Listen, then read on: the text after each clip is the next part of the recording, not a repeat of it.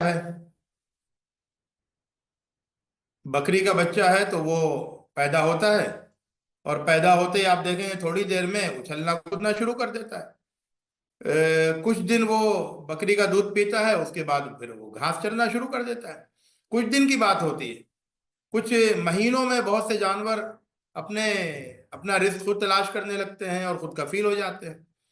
परिंदे कुछ दिन के अंदर वो घोंसले से निकलकर उड़ने के लायक हो जाते हैं और उड़ जाते हैं। तो आम तौर से जानदारों का बचपन वो बहुत मुख्तसर होता है। कुछ मिनट, कुछ मिनट, कुछ घंटे, कुछ दिन, कुछ महीने, इतना ही बचपन होता है। उसके बाद फिर वो खुद कफील हो जाते हैं अपनी जिंदगी के सिलसिले में, अपने पाँव पे खड़े हो जाते हैं। इंसान का मामला इसमें मुख्तलिफ है। इंसान का बचपन वो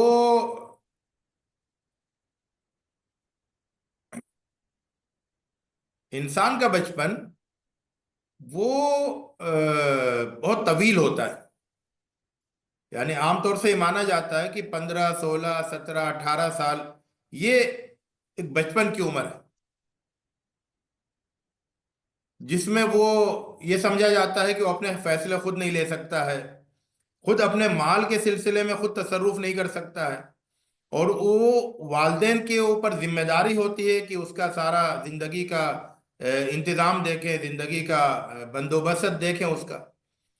तो ये जो इंसान की बात है कि 15 साल, 16 साल, 18 साल, या आप कह रहे 10 साल भी मान लें, तो ये एक तवील बचपन होता है ना। किसी जानदार के पास इतना तवील बचपन नहीं होता है।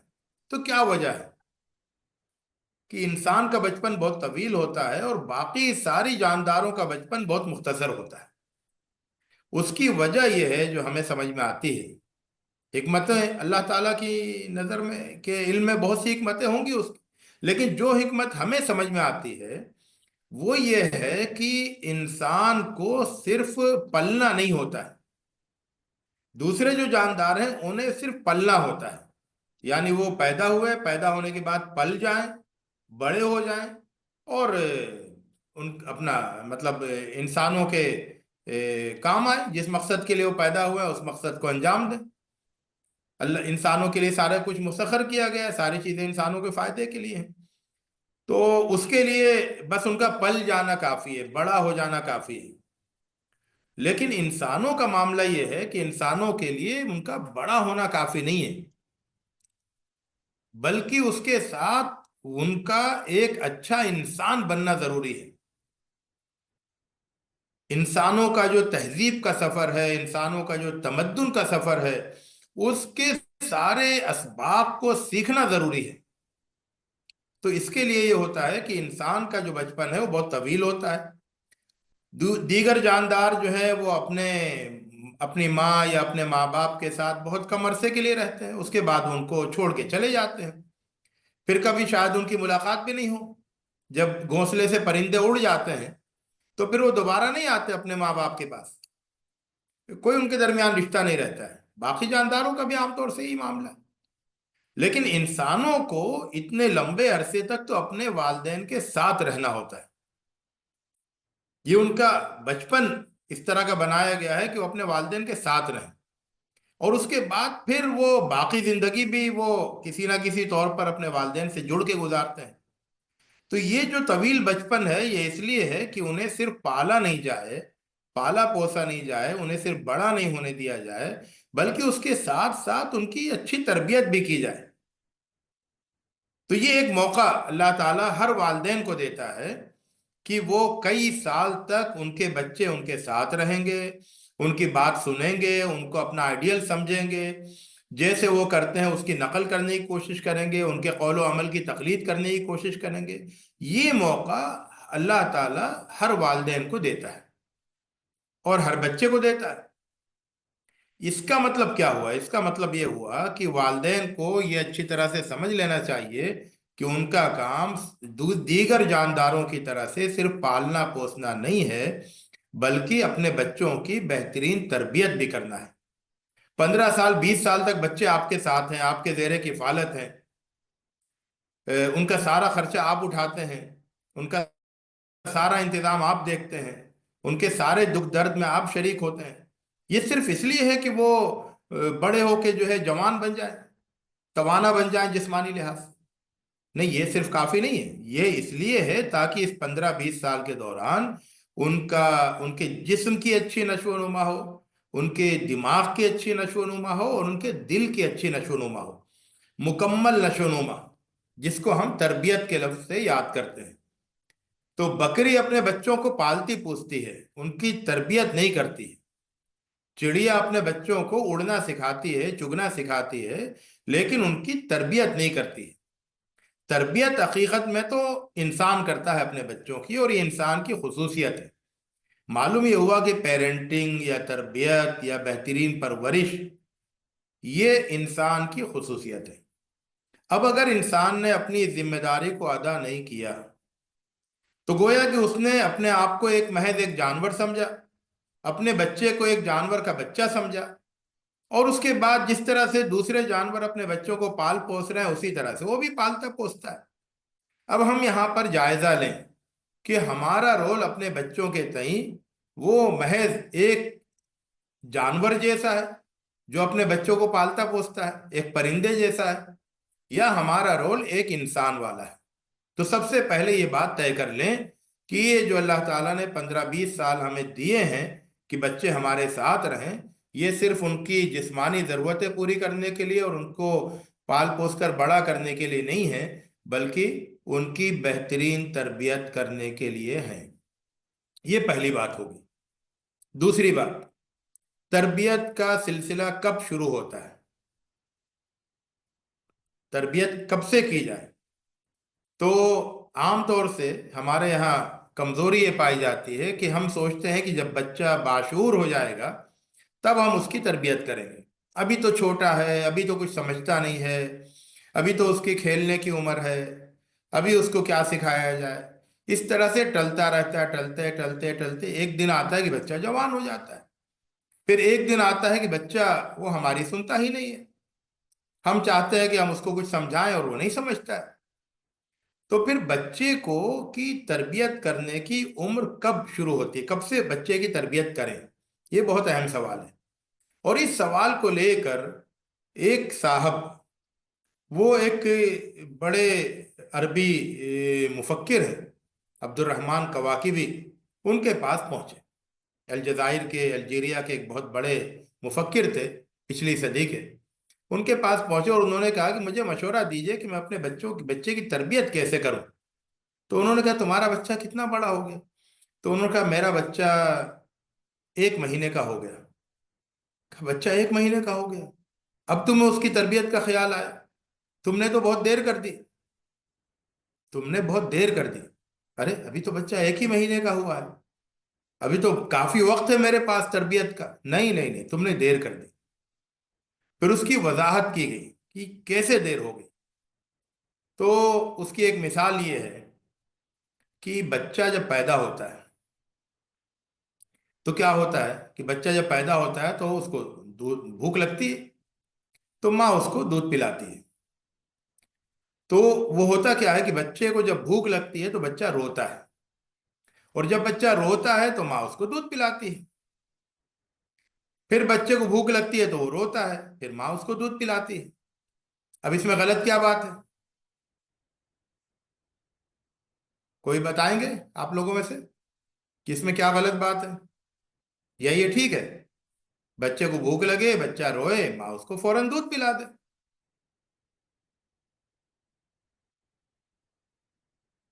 آپ کو کیا لگتا ہے اس میں کوئی غلطی ہو رہی ہے؟ کوئی صاحب بتائیں اسپیکر آن کر کے۔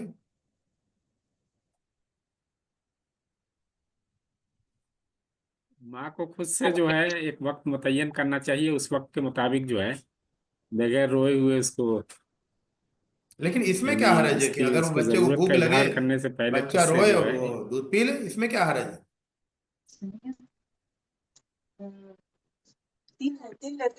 یہ حرج نہیں ہے۔ اس میں मैंने ڈسپلن कहीं सीखने को मिलेगा। जी थोड़ी कि मैंने कहीं कि इसमें ये नहीं, वाक्य पढ़ा रूटीन नहीं शायद बनेगा। बिस्मिल्लाह करके अल्लाह का नाम नहीं लेकर नहीं, के वो तो दूध। ठीक है, बिस्मिल्लाह कह रहे, बिस्मिल्लाह करके दूध पिलाए, लेकिन ये जो है ना कि बच्चा रोए, दूध मांगे, आपको महसूस हो कि हाँ बच्चे को भूख लग रही है, तो उसको दूध पिला दे। रूटीन इसमें नहीं एक बन खराबी पाएगा। है। खराबी ये है, उन्होंने बयान किया कि खराबी ये है कि बच्चे को के दिल में ये बैठ जाता है, अभी बच्चा पैदा हुआ है, चंद रोज का है, लेकिन उसके दिल में ये बैठ जाता है कि जब मैं रोऊंगा तो मेरी तलब पूरी की जाएगी। फिर वो रोता है और अपनी तलब पूरी करवाता है। फिर वो जब उसकी कोई तलब होती है तो रोता है और तलब पूरी करवाता है। तो वो रोने का आदी हो जाता है, रो रो के मांगने का आदी हो जाता है ना। उसका नतीजा क्या होता है? तो उन्होंने कहा उसका नतीजा ये होता है कि एक उम्मत तैयार होती है, अरबों की उम्मत, मुसलमानों की उम्मत, कि जब उसे उसकी पिटाई होती है तो रो रो के अपना दुखड़ा जाके बड़ी ताकतों के सामने पेश करती है। यूएनओ में ये जाके रो रो के अपना दुखड़ा सुनाती है कि हमारी बहुत पिटाई कर दी गई है, हमारे ऊपर बहुत जुल्म किया गया है। तो एक रोने वाली, आहू बुका करने वाली, चीखो पुकार करने वाली उम्मत तैयार होती है। तो होना क्या चाहिए? होना ये चाहिए, डॉक्टर इसका मशवरा देते हैं माओ को, अगरचे अक्सर माँ इस पर अमल नहीं करती हैं, कि आप वक्त तय कर दें कि 1 घंटे पर आप दूध पिलाएंगे। तय कर दिया आपने, जैसे ही 1 घंटा हो आप दूध पिला दें, या आपने तय कर दिया फिर कि 2 घंटे पे दूध पिलाएंगे, तो जैसे ही दूध 2 घंटे होंगे उसको दूध पिला दें। तो बच्चे को ये मालूम है, अच्छा बीच में रोए तो दूध नहीं पिलाएं, बहलाएं उसको, उसके साथ उसको चुप चुप बहलाएं, फुसलाएं, खिलाएं, लेकिन उसको दूध नहीं पिलाएं, यहां तक कि उसका वक्त जब हो जाए तो फिर उसको दूध पिलाएं।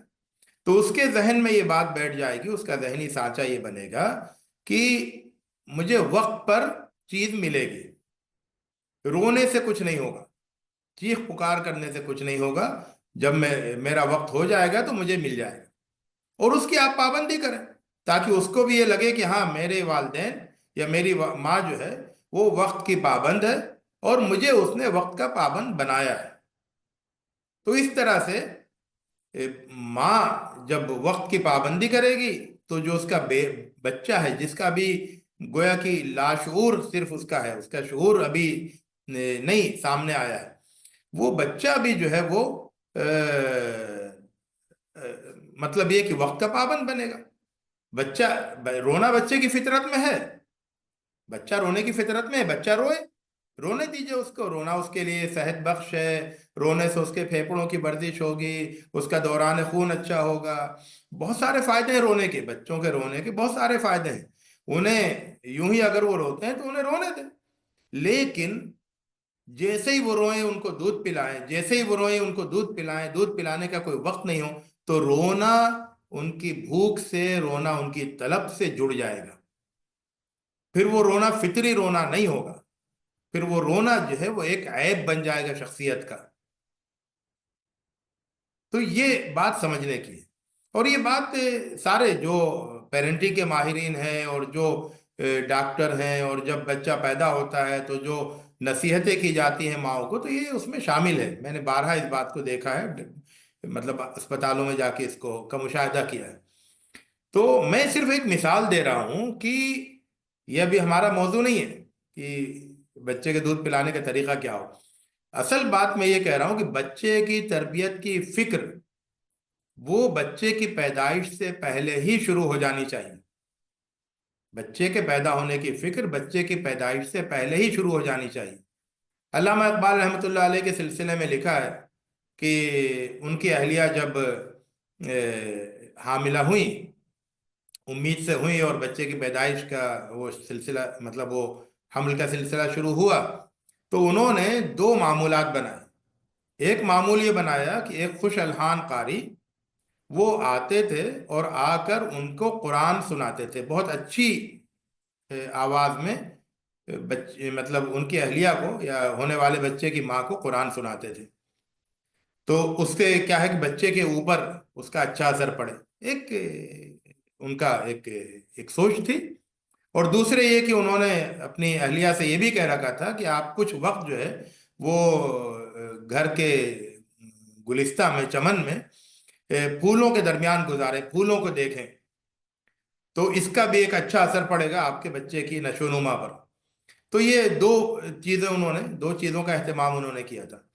میں یہ کہہ رہا تھا کہ یہ جو اصل میں مجھے جو بات کرنا ہے وہ یہ کہ یہ جو ٹال دیا جاتا ہے کہ بچے کی تربیت جو ہے یہ تو اطمینان سے کی جائے گی، ابھی تو صرف پالیں اس کو، ابھی اس کے پالنے کی فکر کریں، تربیت کی فکر بعد میں کریں گے، یہ اپروچ غلط ہے۔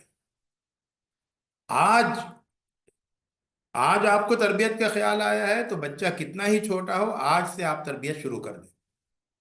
بچہ کچھ سمجھنے لگے تو آپ اس کو جو ہے وہ شروع ہی سے مطلب اس کے اندر ایمانیات بٹھائیں، اللہ سے محبت اس کے اندر پیدا کریں، اللہ کے رسول صلی اللہ علیہ وسلم سے محبت پیدا کریں، انسانوں سے محبت پیدا کریں، اس کے رشتہ داروں سے محبت پیدا کریں، اور اس کو یہ بتائیں کہ یہ دنیا امتحان کی جگہ ہے، اس کو اچھے اور برے کا فرق بتائیں، اس کو بتائیں کہ آخرت میں اصل انعام ملنے والا ہے اور سزا ملنے والی۔ جو ایمانیات کی باتیں ہیں وہ جتنی کم عمری سے، جتنی کم سنی سے آپ بتا سکیں وہ بتائیں، انتظار نہیں کریں بڑے ہونے کا۔ بہت ہی حکمت کے ساتھ، بہت ہی آسان طریقے سے اس کے دل میں ایک ایک چیز کی محبت بٹھائیں۔ بچہ، چھوٹا بچہ ہے، نماز پڑھتے ہوئے دیکھ رہا ہے گھر والوں کو، بتائیں کہ یہ نماز جو ہے یہ سب سے اچھا کام ہے، اس کے دل میں بیٹھ جائے بالکل ابتدائی بچپن سے، جب وہ چیزیں سمجھنے لگے کہ یہ نماز پڑھنا جو ہے یہ بہت ہی اچھا کام ہے۔ اور اس طرح سے مختلف چیزوں کو آپ شروع ہی سے اس کو سمجھائیں، کسی چیز کو آپ ہلکے میں نہیں لیں۔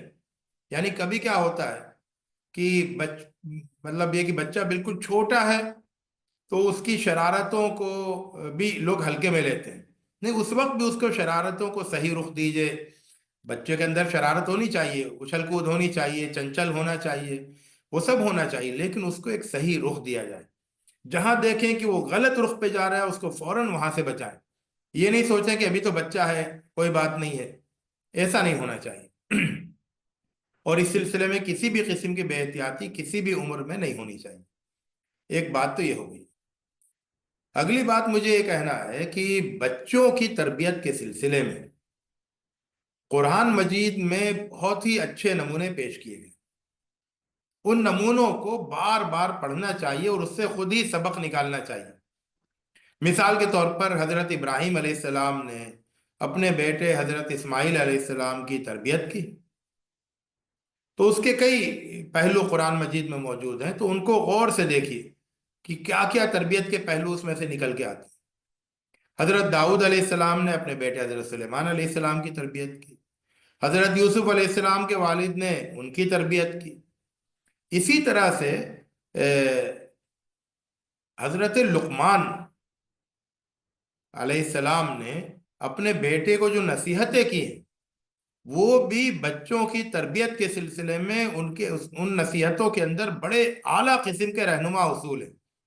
وہ عام نصیحتیں نہیں ہیں، وہ صرف الفاظ نہیں ہیں، اس کے پیچھے پورا ایک منصوبہ ہے، پورا خاکہ ہے کہ بچوں کو کن کن پہلوؤں سے بچے کی تربیت کرنی ہے۔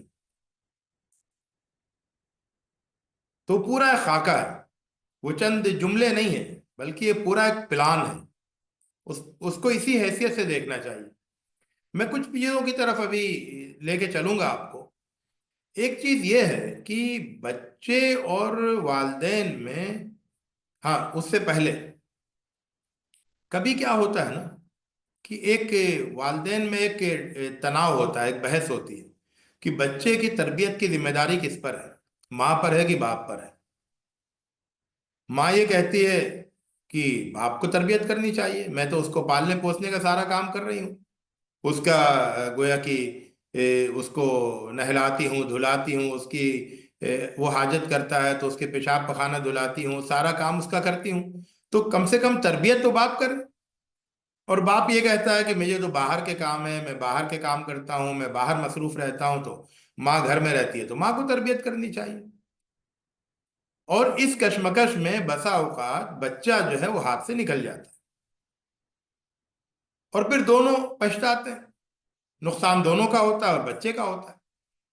تو اس لیے اس میں سیدھا سادہ دو ٹوک اصول یہ ہے کہ بچے کی تربیت کی ذمہ داری دونوں کی ہے، اور دونوں اپنی اپنی جگہ اس کا پورا پورا حق ادا کریں۔ ماں جو ہے ٹھیک ہے پالنے پوسنے کا کام کر رہی ہے، بہت سے کام بچے کے کرتی ہے، لیکن اس کے ساتھ ساتھ وہ تربیتی پہلو پر بھی توجہ دے، اور اسی پالنے پوسنے کے عمل میں تربیت کا کام بھی کرے۔ اور اسی طرح سے باپ کی بھی ذمہ داری ہے کہ وہ سارے کام کرے، کمانے کے، گھر چلانے کے، باہر کی مزدوری، محنت مزدوری سب کچھ کرے، لیکن بچے کی تربیت کے لیے وہ بھی جتنا زیادہ وقت ہو سکتا ہو وہ ضرور نکالے۔ تو یہ دونوں کی ذمہ داری ہے، ماں کی بھی ذمہ داری ہے اور باپ کی ذمہ داری ہے، اور دونوں کو اپنی ذمہ داری کو پورا پورا ادا کرنا چاہیے۔ ایک دوسرے پر ذمہ داری ڈالنا اور ایک دوسرے پر الزام دھرنا، یہ اس میں دونوں کا نقصان ہے۔ ایک بات یہ ہوگی۔ اسی طرح سے ایک اور جملہ مجھے یاد آتا ہے، وہ میں آپ کو ذکر کر دوں کہیں وہ مجھ سے مس ہو جائے، بہت اہم جملہ ہے تاکہ آپ لوگ یہ سمجھیں کہ یہ کتنی بڑی ذمہ داری ہے۔ بہت پہلے کی بات ہے، بچپن میں درسگاہ اسلامی رامپور میں جب پڑھتا تھا تو وہاں پر ناظم صاحب کے دفتر کے سامنے جو ہے ایک بڑا سا بورڈ لگا ہوا تھا، اور اس پر یہ جملے لکھے ہوئے تھے کہ آپ کو، اور غالباً وہ سرپرستوں کو متوجہ کرنے کے لیے تھے، سرپرست آئیں گے ناظم صاحب سے ملیں گے اور وہ جملہ بھی پڑھ لیں گے۔ تو سرپرستوں کا ظاہر آنا جانا جو ہے ناظم صاحب کے کمرے تک ہوتا تھا، دفتر تک۔ تو اس پہ لکھا ہوا تھا کہ آپ کو یہ فکر تو ہوتی ہے، آپ اس کے لیے فکر مند ہوتے ہیں کہ میرے مرنے کے بعد میرے بچوں کا کیا ہوگا۔ تو یہ فکر سب کو رہتی ہے کہ میرے مرنے کے بعد میرے بچوں کا کیا ہوگا۔ اسی کے لیے بہت سے لوگ لائف انشورنس کراتے ہیں، جیون بیمہ کراتے ہیں کہ بھئی میرے مرنے کے بعد کم سے کم میرے بچوں کو 50-60 لاکھ روپے، 1-8 کروڑ روپے مل جائیں، ان کا خرچہ چلے، ورنہ کیا ہوگا۔ ڈراتے بھی ہیں، ایل آئی سی والے بہت ڈراتے ہیں کہ دیکھو ذرا کبھی تم نے سوچا ہے کہ تمہارے اگر تم میں کچھ ہو گیا تو تمہارے بچوں کا کیا ہوگا، ہے نا۔ تو ہمیں یہ فکر بہت زیادہ رہتی ہے، اور اسی کے لیے ہم ساری تگ و دو کرتے ہیں۔ ظاہر ہے کہ میں اگر اکیلا رہوں تو میں اپنے اکیلے کے لیے تھوڑی بہت تگ و دے سے روٹی پانی کپڑا ہو جائے گا میرا، لیکن ساری محنت تو میری اپنے بچوں کے لیے ہوتی ہے۔ تو یہ جو ہے کہ میرے مرنے کے بعد میرے بچوں کا کیا ہوگا، یہ فکر ہر آدمی کو ستاتی ہے، لیکن میرے بچوں کے مرنے کے بعد ان کا کیا ہوگا، میرے بچوں کے مرنے کے بعد ان کا کیا ہوگا، اس کی فکر نہیں ہوتی۔ اور اسی لیے تربیت کے سلسلے میں لوگ اپنی ذمہ داری ادا نہیں کرتے۔ تو آدمی مر جائے اور اس کے بچے جو ہے وہ پریشانی کی زندگی گزارے، یہ بڑی مصیبت ہے، یہ بڑا دکھ اور درد ہے۔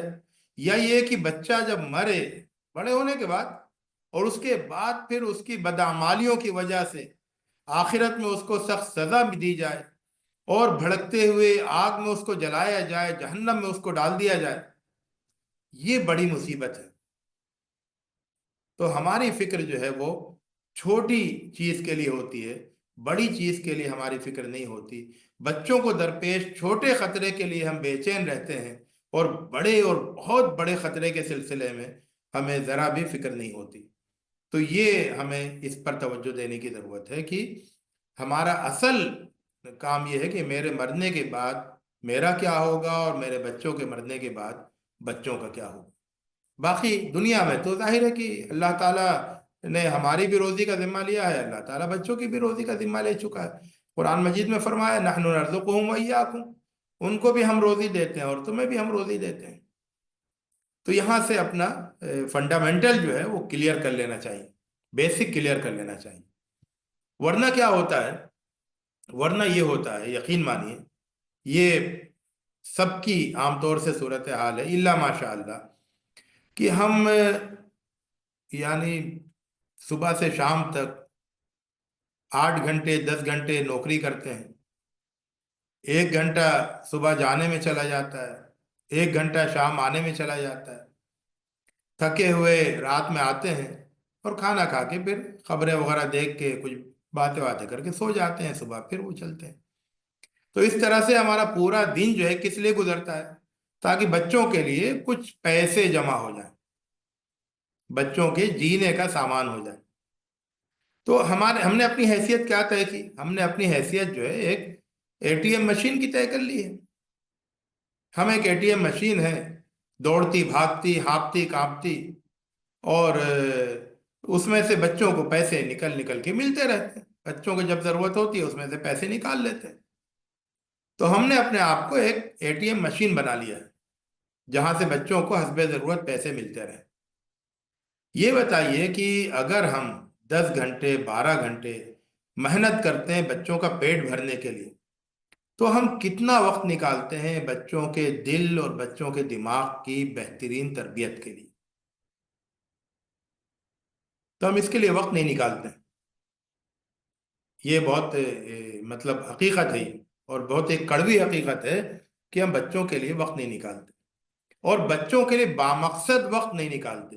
بامقصد وقت کا یہ مطلب یہ ہوتا ہے کہ ہم یہ طے کریں کہ میں اپنے بچے کے ساتھ، بچی کے ساتھ میں روزانہ آدھا گھنٹہ بیٹھوں گا، اس کے ساتھ بامقصد گفتگو کروں گا، اس کو کچھ اچھی باتیں بتاؤں گا، اس کی باتیں سنوں گا، اس کو کوئی اچھی کتاب پڑھ کر سناؤں گا، اس سے کہوں گا کہ وہ مجھے کوئی اچھی کتاب پڑھ کر سنائے، اور ایک آدھا گھنٹہ صرف 24 گھنٹے میں سے 10 گھنٹے میں نے لگا دیے اس کا پیٹ بھرنے کے لیے، آدھا گھنٹہ اس کے دل اور دماغ کی بہترین تربیت کے لیے میں نکالوں۔ تو ایسا نہیں ہوتا ہے۔ اور اگر ہمیں بہت فکر بھی ہوتی ہے نا، تو ہم کیا کرتے ہیں؟ ہم یہ کہتے ہیں کہ پڑھتے کیوں نہیں تم، جاؤ پڑھنے بیٹھو، چلو جاؤ پڑھنے بیٹھو، پڑھتے ہوئے نہیں دکھتے ہو تم، چلو پڑھنے بیٹھو۔ ہم کیا کرتے ہیں کہ ہم کتابیں خرید کے لا کے دے دیتے، چلو ان کو پڑھ لینا، اور پھر ہم اپنے کاموں میں مصروف ہو جاتے ہیں۔ ایسا بھی ہوتا ہے کہ ہم اپنے بچوں کو لے کر بیٹھتے ہیں اپنے پاس کہ بھئی چلو پڑھو، اور اس کے بعد جب وہ پڑھتا ہے تو اتنے میں ہم اپنا موبائل اٹھا کر موبائل میں اپنے کاموں میں مطلب موبائل میں مصروف ہو جاتے ہیں، بچے کی طرف توجہ نہیں دیتے ہیں۔ بچہ بھی، ابھی بات آئی موبائل کی، تو موبائل کے سلسلے میں تو سب سے بڑا مسئلہ بچوں سے پہلے والدین کا ہے۔ آج کے زمانے میں بچے موبائل میں جتنا مصروف ہیں اس سے زیادہ مصروف ان کے والدین ہیں۔ والدین موبائل میں اتنا زیادہ مصروف رہتے ہیں کہ انہیں اپنے بچوں کے ساتھ بیٹھنے، بچوں سے بات کرنے، اور بچوں کو سمجھانے اور بچوں پر توجہ دینے کا وقت ہی نہیں ملتا۔ اور پھر والدین کی مصروفیت دیکھ کر بچے بھی اپنے لیے وہی مصروفیت اختیار کر لیتے ہیں، اور والدین کو اس کی بھی توفیق نہیں ملتی ہے کہ ٹھیک ہے موبائل کا استعمال کرنا ہے تو چلے کچھ ایسا کریں کہ والدین اور بچے مل کر موبائل کو دیکھیں، والدین اور بچے دونوں مل کر موبائل کو دیکھیں۔ مثال کے طور پر یہ طے کر لیں کہ ٹھیک ہے ہم موبائل میں فلاں پروگرام دیکھیں گے، لیکن بچے اور والدین مل کر دیکھیں گے۔ فلاں ایک اچھا سیریل ہے دیکھیں گے، لیکن سب مل کر دیکھیں گے۔ لیکن ایسا نہیں کرتے ہیں، بلکہ والدین اپنے طور پر دیکھتے ہیں اور بچے جو ہے وہ اپنے طور پر دیکھتے ہیں، اور بچے کیا دیکھتے ہیں والدین کو اس کی خبر نہیں ہوتی۔ اور اس طرح سے جو ہے دھیرے دھیرے دھیرے دھیرے بچوں میں ایڈکشن ہوتا ہے موبائل کا۔ موبائل کا ایڈکشن لے کر وہ پیدا نہیں ہوتے، کوئی بچہ موبائل کا ایڈکشن لے کر پیدا نہیں ہوتا ہے۔ موبائل کا ایڈکشن ہم ان کو دلاتے ہیں، ہم ان کو موبائل کا ایڈکشن کراتے ہیں، موبائل کی لت ہم انہیں لگاتے ہیں اپنی لاپرواہی سے اور اپنے غلط نمونے سے۔ جب وہ ہم کو ہر وقت دیکھتے ہیں کہ بھئی موبائل میں کھیل لیں، تو بچہ تو اپنے والدین کی نقل کرتا ہے، اور اس کے بعد پھر کیا ہوتا ہے؟ یہ بھی ہوتا ہے کہ ہم مصروف رہنا چاہتے ہیں کسی کام میں، تو ہم بچہ ہمارے ساتھ کھیلنا چاہتا ہے، ہم بچے کو پورا وقت ایسا لگتا ہے کہ بچہ ڈسٹرب کر رہا ہے، تو ہم بچے سے کہتے ہیں لو موبائل لو، تم جا کے دیکھو، مجھے اپنا کام کرنے دو۔ بچہ خوشی خوشی جا کے موبائل میں پھر مست ہو جاتا ہے۔ धीरे धीरे उसकी आदत बढ़ती है, और फिर 1 घंटा 2 घंटा 3 घंटा, आप यकीन माने कि मैं वहाँ गया था बीदर में, शाहीन जो एकेडमी है, शाहीन स्कूल है, तो वहाँ पर लड़कियों के अब्दुल कदीर साहब ने लड़कियों के प्रोग्राम मेरे रखवाए थे। जितनी भी लड़कियां हैं, तो तीन गालिबन हॉस्टल है वहाँ पर, तो हर हॉस्टल की लड़कियों को जमा करके उन्होंने मेरा प्रोग्राम रखवाया था। तो उसमें उन्होंने खुद पूछा मेरे सामने बच्चियों से कि यहाँ आने से पहले, वहां तो मोबाइल जब्त कर लिया जाता है, तो मोबाइल देखने का मौका नहीं मिलता, तो पूछा कि कितनी लड़कियां ऐसी हैं जो रोजाना 6 से 7 घंटे मोबाइल को देखती थी, क्लास पढ़ाई के लिए नहीं, बस ऐसे ही वक्त गुजारी के लिए, सीरियल और शॉर्ट्स और रील्स और ये सब देखने के लिए। तो यकीन मानिए कि अक्सर लड़कियों की अक्सरियत ने हाथ उठाकर एतराफ किया कि हम 6 से 7 घंटे मोबाइल पे रहते थे। तो ये 6 से 7 घंटे मोबाइल पे रहते हुए कैसे हुआ ऐसे? हमारी लापरवाही, वालिदैन की लापरवाही। वालिदैन ने उनके हाथ में मोबाइल दिया, वालिदैन ने उनको मोबाइल चलाना सिखाया, वालिदैन ने मोबाइल को सर्च करना सिखाया, वालिदैन ने उनसे कहा कि तुम हमें डिस्टर्ब मत करो, तुम मोबाइल देखो। वालिदैन ने ये समझा कि बच्चा रो रहा है, तो बच्चे को चुप कराने का हमारे पास, अगर हम दूसरे तरीके से चुप कराते, उनके साथ खेलते, उनको लेके घुमाते, उनको कहानी सुनाते, उनसे बातें करते, तो इसमें जाहिर है कि वो हमें थोड़ी सी मेहनत करनी पड़ती, मशक्कत वाला काम होता। तो आसान काम ये है कि लो मोबाइल लो, खत्म, बच्चा फौरन रोते रोते चुप हो जाता है, और फिर वो घंटों मोबाइल में मस्त रहता है। हम भी खुश हैं कि भाई बच्चा मस्त है। तो मोबाइल का एडिक्शन हम कराते हैं, पूरी जिम्मेदारी वालिदैन की है। यहां तक कि मोबाइल के सिलसिले में तो बच्चा बाहर से भी कुछ नहीं सीखता है, सब कुछ वो अपने वालिदैन से लेता है, क्योंकि वो बाहर नहीं जाता, वो तो घर में है, और घर ही में उसका मोबाइल का एडिक्शन हो रहा है, मोबाइल की लत लग रही है। तो इस बात को हम समझें और यकीन मानिए, ये मोबाइल का एडिक्शन है। ऐसे ऐसे केस खुद मेरे पास आए हैं, मेरे इल्म में आए हैं, कि बच्चा क्लास में बहुत अच्छा चल रहा था, बहुत अच्छे नंबर ला रहा था, घर में भी बहुत अच्छा था, नमाजें भी बहुत पाबंदी से पढ़ता था, वालिदैन के साथ बहुत अच्छी तरह रहता था, फिर धीरे धीरे उसको मोबाइल का ऐसा एडिक्शन हुआ कि वो अब एक बेकार इंसान हो गया। स्कूल में पढ़ाई पर उसकी तवज्जो नहीं, नमाज पर उसकी तवज्जो नहीं, वालिदैन कहीं, यहाँ तक कि वालिदैन कहीं जाते हैं किसी दावत में या किसी तफरीह में, किसी प्रोग्राम में, नहीं जाता। वो कहता मुझे नहीं जाना, मेरी तबीयत ठीक नहीं, मैं घर में रहूंगा। क्यों? क्योंकि घर में मोबाइल मौजूद है, सिस्टम मौजूद है, टैबलेट मौजूद है, वो घर पे अपना दिन भर लगा रहता है उसमें, बिल्कुल बेकार हो गया वो। वालिदैन रोते हैं कि कैसे हम जो है वो इस बच्चे को दोबारा, उसको वापस उसकी नॉर्मल हालत में लेकर आए। तो हजरात, ये हमारी लापरवाही का और कोताही का नतीजा है। एक बात जिस पर हमें तवज्जो देनी है वो है वालिदैन की बच्चों से कुर्बत, फ्रेंडशिप। वालिदैन का बच्चों से कैसा ताल्लुक होना चाहिए? देखिए, पहले जमाने में भी ये बहुत जरूरी था कि वालिदैन बच्चों के साथ, यानी दोनों कुर्बत रहे, इतनी कुर्बत रहे जितनी कुर्बत हमें कुरान मजीद में नजर आती है वालिदैन और बच्चों के दरमियान।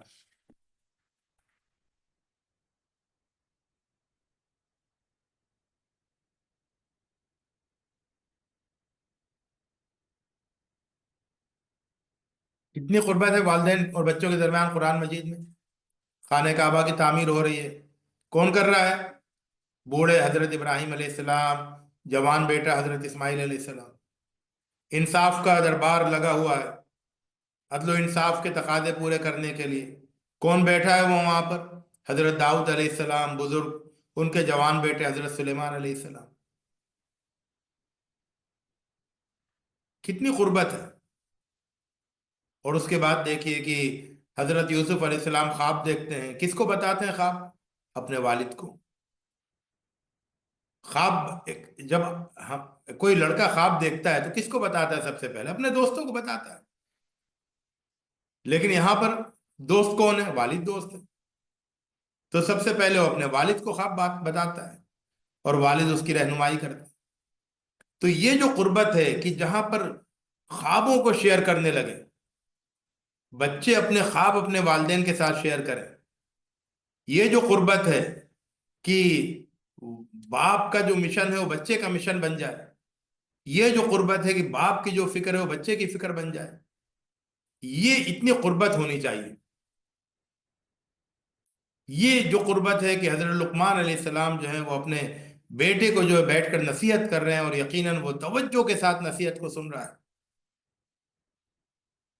یہ جو قربت ہے کہ حضرت موسیٰ علیہ السلام کی والدہ جو ہیں وہ اپنی بیٹی کو، حضرت موسیٰ علیہ السلام کی بہن کو جو ہے ایک مشن تفویض کرتی ہیں اور وہ اس کو انجام دیتی ہیں. تو یہ قربت یہ بہت ضروری ہے.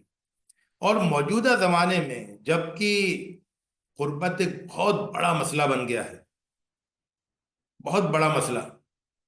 کیونکہ پہلے کیا ہوتا تھا کہ بچوں کے پاس کوئی بڑی دنیا بچوں کے سامنے نہیں ہوتی تھی. آپ ایک گاؤں کا تصور کریں کہ جہاں پر کچھ گھر ہیں اور بچہ جو ہے اس کے پاس کیا ہے، تھوڑی دیر باہر کھیلتا ہے، اندر کھیلتا ہے، والدین بھی وہیں پر ہیں کھیتی باڑی میں، اور پھر بہت ملنا جلنا سب ساتھ ساتھ گزرتی ہے زندگی. لیکن اب موجودہ زمانے میں کیا ہے کہ بچہ اسکول جاتا ہے، اسکول میں اس کو بہت سارے دوست ملتے ہیں، طرح طرح کے لوگ ملتے ہیں، طرح طرح کے ٹیچر ملتے ہیں، طرح طرح کی باتیں کرنے والے ملتے ہیں. بچہ جو ہے وہ موبائل میں سسٹم میں پتہ نہیں کس کس کے خیالات کو سنتا ہے اور کس کس کے ایجنڈے کا شکار ہوتا ہے. تو بچہ جو ہے وہ ہوتا تو ہمارے گھر میں ہے، لیکن وہ دنیا میں پتہ نہیں کس کس چیز سے جڑا ہوتا ہے، کس کس تحریک سے جڑا ہوتا ہے، کس کس مہم سے جڑا ہوتا ہے، کس کس سازش کا شکار ہو رہا ہوتا ہے. اسکولوں میں بچے جو ہے آپس میں کیا باتیں کر رہے ہوتے ہیں. یقین مانیے میں نے خود اس کی رپورٹس لی ہیں بعض کیسز میں کہ بچے جو ہے وہ بہت ہی یعنی جو شوہر اور بیوی کے تعلقات ہوتے ہیں، جنسی تعلقات، ان کے سلسلے میں بچے ایک دوسرے کے ساتھ گفتگو کرتے ہیں اور ایسی بہت ساری چیزیں بتاتے ہیں اور کرتے ہیں. تو اتنا مطلب خطرناک معاملہ ہو گیا ہے. اس میں اگر بچے کی اپنے والدین سے قربت نہیں ہوگی کہ بچہ کدھر جا رہا ہے، کیا سوچ رہا ہے، اس کے دماغ میں کیا ہو رہا ہے، یہ اگر والدین کو نہیں معلوم ہوگا تو یقین مانیے کہ آپ کے درمیان رہتے ہوئے بچہ کسی اور کا ہو جائے گا. آپ اس کو پال پوس رہے ہیں، آپ اس کے لیے محنت کر رہے ہیں، لیکن بچہ جو ہے وہ کچھ اور بن رہا ہے، بالکل آپ کے خوابوں سے بالکل مختلف، آپ کے تصور سے بالکل مختلف، آپ کے ورلڈ ویو اور آپ کے ایمان سے بالکل مختلف. یہ خطرہ بہت بڑا ہے. اس لیے اس کا تقاضا کیا ہے کہ بچے کے ساتھ دوستی کریں، بچے کے ساتھ دوستی کریں. دیکھیں نصیحت اس کا زیادہ اثر نہیں ہوتا ہے، ڈانٹ ڈپٹ اس کا عام طور سے منفی اثر ہوتا ہے، لیکن دوستی کا ہمیشہ بہت اچھا اثر ہوتا ہے اگر ایک بامقصد دوستی ہوتی.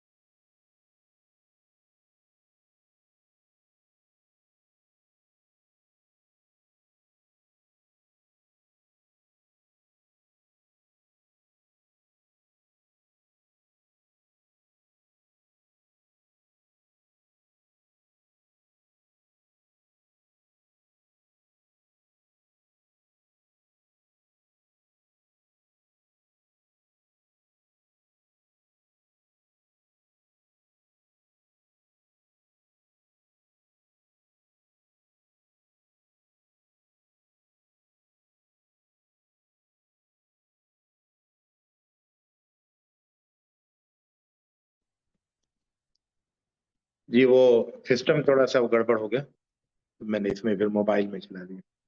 تو میں عرض کر رہا تھا حضرات کہ ایسے میں قربت بہت زیادہ ضروری ہے، اور بامقصد قربت ہو، آپ اس کے ساتھ بیٹھے اس کے ساتھ. اب اس کے بعد قربت میں آپ کو دو چیز، مطلب ایک تو ہے اس کی جسمانی صحت، ہے نا. تو جسمانی صحت جو ہے وہ تو ٹھیک ہے، جسمانی صحت پر توجہ دینی چاہیے، اور بہت سے لوگ اس پر توجہ نہیں دیتے. اس کے سلسلے میں بہت زیادہ باشعور ہونا چاہیے کہ بچوں کو کیا کھلائیں، کیا پلائیں اور کیا کھانے پینے سے روکیں اس کے سلسلے میں. ورنہ کیا ہے، بہت سے لوگ تو بچوں کو مطلب یہ کہ چپس کھلا رہے ہیں اور کولڈ ڈرنکس پلا رہے ہیں، سافٹ ڈرنکس پلا رہے ہیں اور ایسی چیزیں اور مطلب جنک فوڈ وغیرہ کی، جس کے نتیجے میں ان کا جو صحت ہے وہ خراب ہوتی ہے. صحت کے نقطہ نظر سے وہ چیز اچھی نہیں ہوتی. تو ایک تو چیز یہ اس پر ہمیں توجہ دینی ہے، بچے کی جسمانی صحت. اور اس کے بعد پھر ہمیں یہ بھی دیکھنا ہے کہ بچہ جب بڑا ہو رہا ہے اور اس کے بعد پھر جوانی کی عمر میں داخل ہو رہا ہے، تو اس وقت اس کی جو جسمانی صحت ہے وہ بھی ٹھیک رہے، تو وہ بھی دیکھنا چاہیے. کسی خرابی کا، ایسی کسی خرابی کا یا برائی کا شکار نہیں ہو جائے جس کا اس کی صحت پر منفی اثر پڑے. تو اس سب چیزوں کو والدین کو توجہ سے دیکھنا چاہیے. یہ تو وہی جسم کے بارے میں.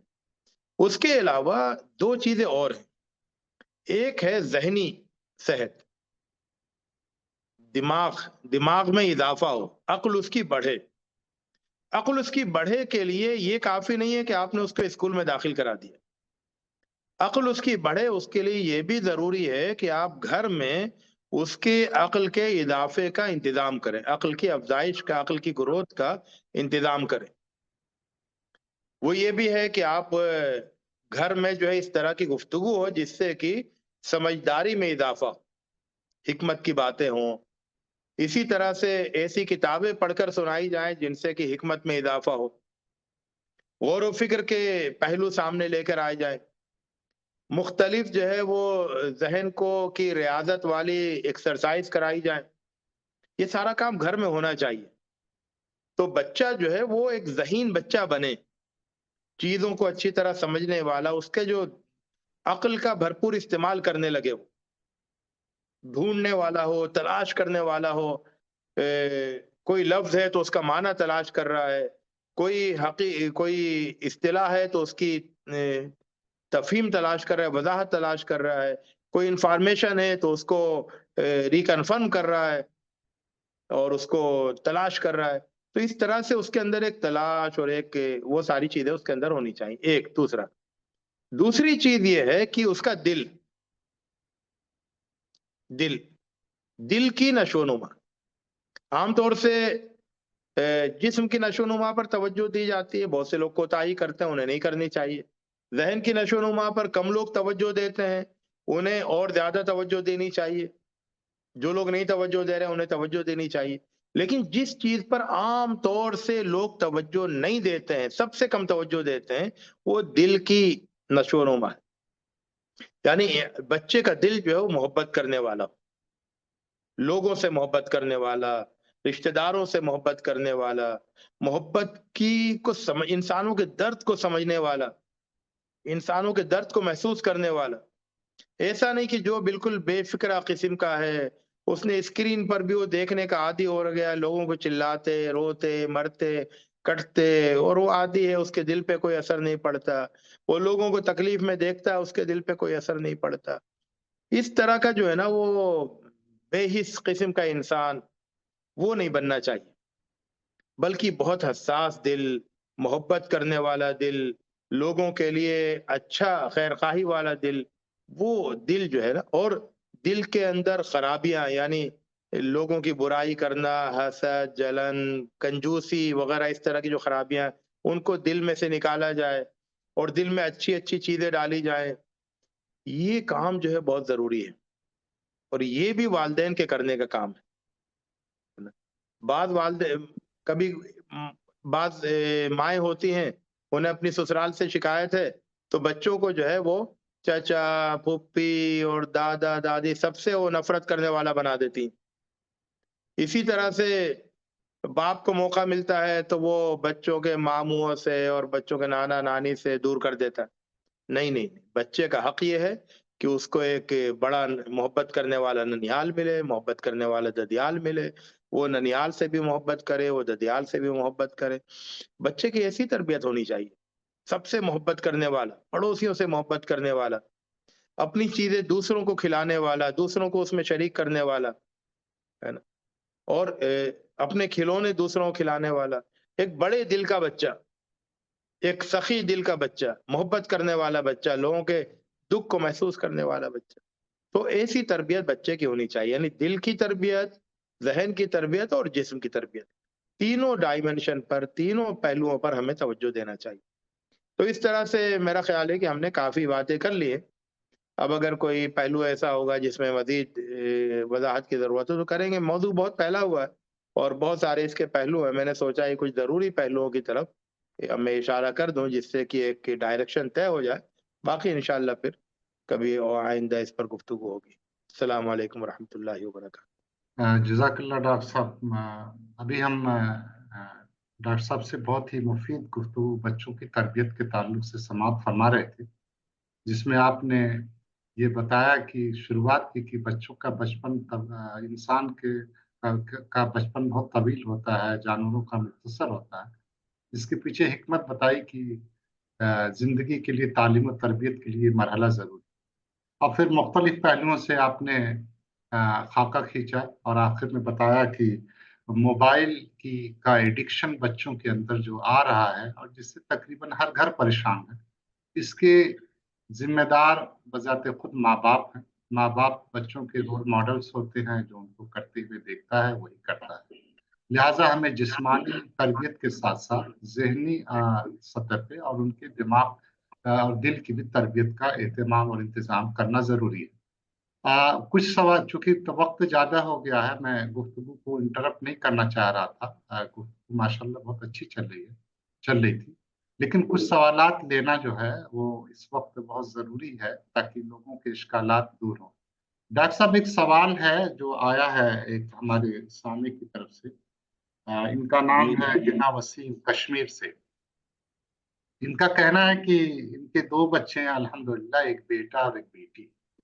بیٹی کے تعلق سے ان کی کچھ تشویش ہے. وہ کہتی ہیں کہ وہ بہت ضدی ہے اور اس کو کنٹرول کرنا مشکل ہے.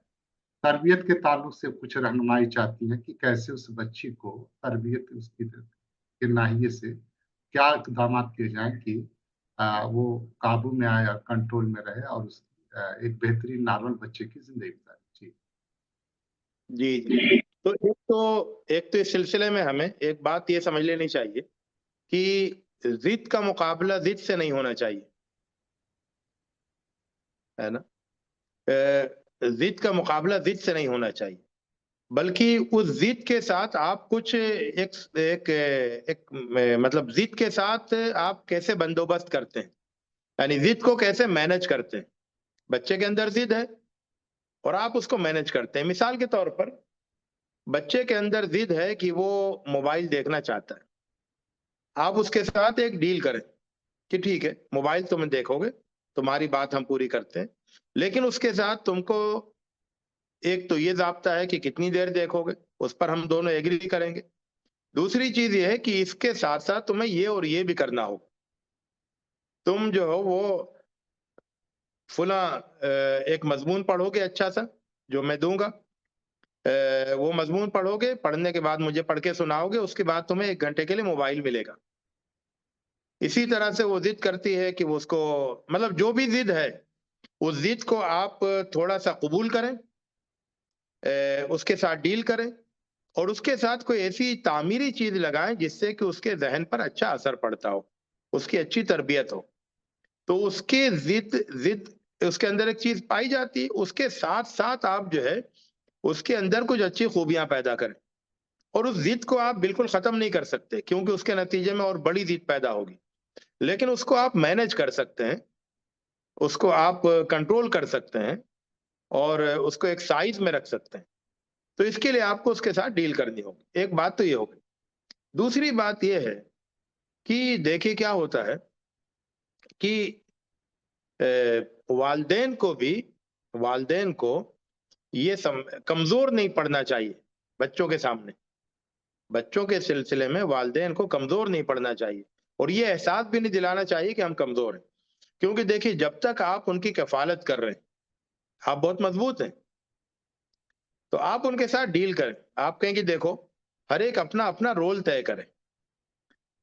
میرا رول یہ ہے کہ میں کھانا بناؤں گی، میں یہ کروں گی، گھر کا یہ کام کروں گی، یہ کام کروں گی. والد کہے گا کہ میرا رول یہ ہے کہ میں کماؤں گا لاؤں گا وغیرہ وغیرہ وغیرہ. اب بچے جو ہیں وہ بھی اپنا اپنا رول طے کریں. ہر بچہ لکھ کے دے کہ میرا رول یہ اور یہ اور یہ ہوگا. اگر وہ کہتے ہیں کہ نہیں ہم اپنا رول ادا نہیں کریں گے تو آپ ان سے صاف صاف کہہ دیے پھر ہم بھی اپنا رول ادا نہیں کریں گے. تو ایک ڈیل ہونی چاہیے. تو اس ڈیل کے نتیجے میں ہر ایک کو یہ محسوس ہوگا کہ میں ایک ذمہ دار فرد ہوں اور میری کچھ ذمہ داریاں بنتی ہیں. زندگی کے سلسلے میں ایک مشن کہ بھئی گھر کا ایک فرد ہے تو گھر میں سب کو کچھ نہ کچھ کرنا چاہیے تو انہیں بھی کرنا چاہیے. یہ اب یہ جو ایک سوال آیا ہے کہ گلف میں رہنے والے وہ کیا کریں، تو دیکھیے یہ تو ایک بڑا مسئلہ ہے نا کہ آپ گلف میں رہتے ہیں، دور رہتے ہیں. لیکن اس سلسلے میں دو باتوں میں ہماری کوتاہی ہوتی ہے. پہلی بات یہ ہے کہ جب ہم چھٹی میں جاتے ہیں تو ہمارا اپنے بچوں کی تربیت کے سلسلے میں رول جو ہے وہ بہت زیادہ بڑھ جانا چاہیے. ٹھیک ہے نا؟ یعنی چونکہ ہم مان لیے سال میں 2 مہینے کے لیے جاتے ہیں تو 10 مہینے چونکہ ہم غیر حاضر رہے تو 2 مہینے ہم بہت فوکس ہو کر ان کی تربیت پر توجہ دیں، بہت زیادہ وقت دیں. تو ایک تو یہ ہو گیا. دوسری چیز یہ ہے کہ ہم وہاں سے بھی یعنی دور رہ کر بھی ان کو ہم اچھے خطوط لکھ کر بھیجیں، ان کو اچھے آڈیو میسج بھیجیں اور اس طرح سے ان کی دور رہ کر بھی ان سے ایک رابطہ رکھیں، ان سے گفتگو کریں اور ان کی تربیت کی فکر کریں. تو اس طرح سے ہم دور رہ کر بھی کر سکتے ہیں. ہوتا کیا ہے کہ دور رہنے والے گلف والے جاتے ہیں وہاں 2 مہینے کے لیے تو 2 مہینے بھی وقت ادھر ادھر گزارتے ہیں اور وہ بہت سارا وقت جو ہے وہ ضائع کر دیتے ہیں اور بچوں سے دور ہی دور رہ کر وہ واپس آ جاتے ہیں. یا وہ بچوں کی فرمائشوں پر اور اس پر تو توجہ دیتے ہیں لیکن ان کے تربیت پر توجہ نہیں دیتے. تو یہ کام کرنا ہوگا. تو یہ کچھ سوال تھے. میرا خیال یہ ہے کہ وہ اب وقت کافی ہو گیا ہمارے ہاں بھی، تو اب اجازت دیجیے. جی جزاک اللہ، آپ نے اتنی قیمتی باتیں اور پھر چند سوالات کے جوابات دیے. میں سمجھتا ہوں کہ وقت 1 گھنٹے سے زیادہ تقریباً ہو گیا ہے، یا 1 گھنٹہ قریب ہونا. 7:10 پہ ہم نے پروگرام کو شروع کیا تھا. یہ 5 منٹ دے دیں اور اگر کسی کا جو ہاں جی حبیب جی، ہے. وہی میں کرنے جا رہا ہوں وہی کرنے جا رہا ہوں. اگر کسی کو سوال پوچھنا ہے تو کوئکلی اپنا ہاتھ اٹھا دیں. میں انشاءاللہ تعالیٰ ان کو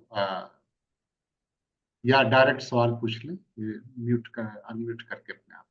کچھ سوال ہو، یہ موقع بار بار ہاتھ نہیں لگے گا.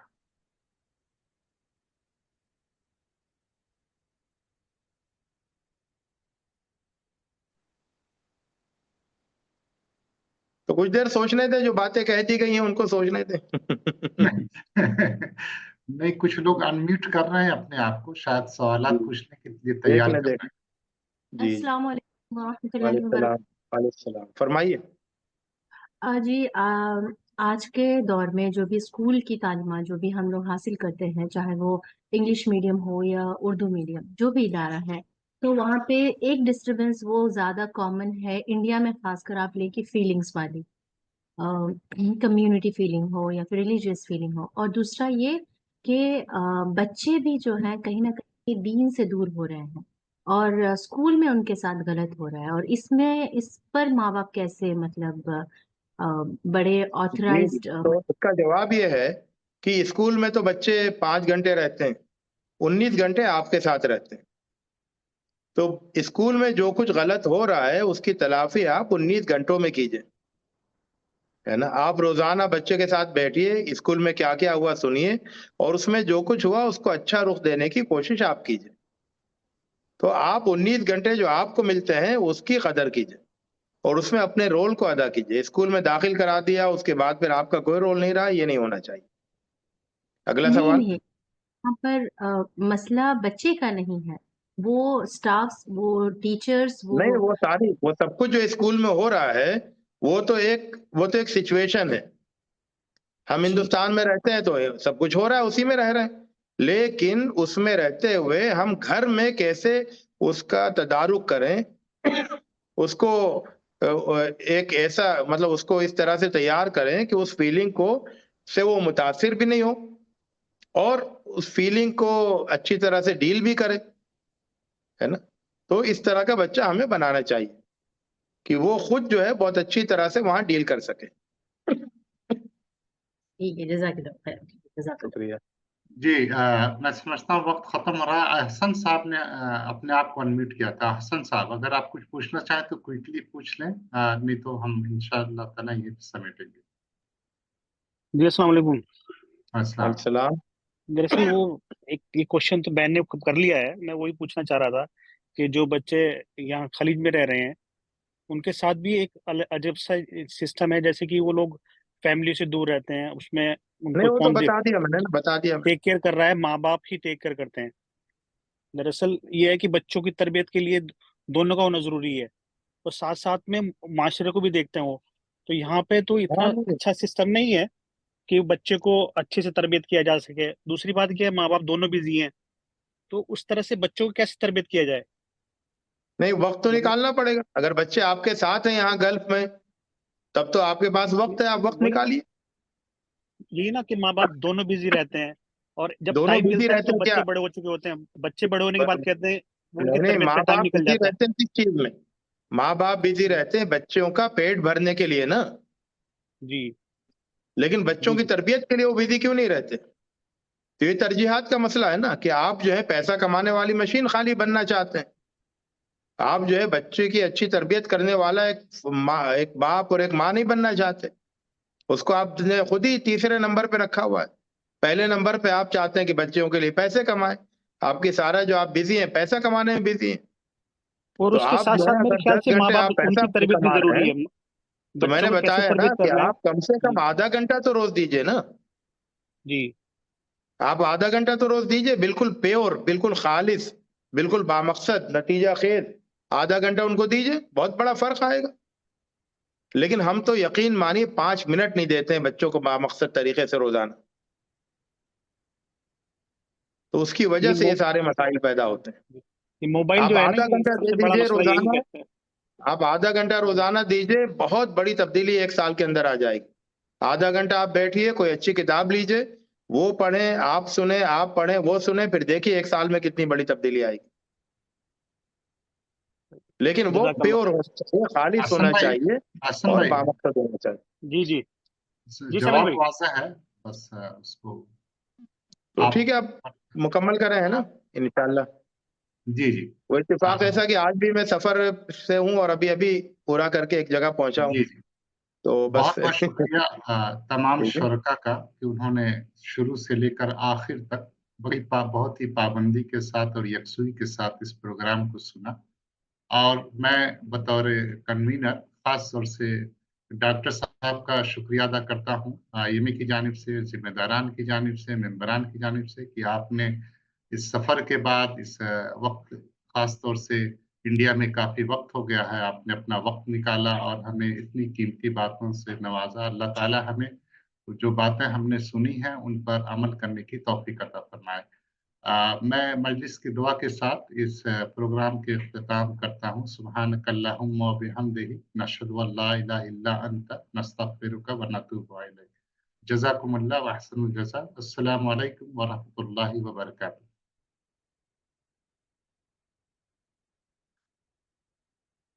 پروگرام کے اختتام کا اعلان کیا جاتا ہے. جزاکم اللہ.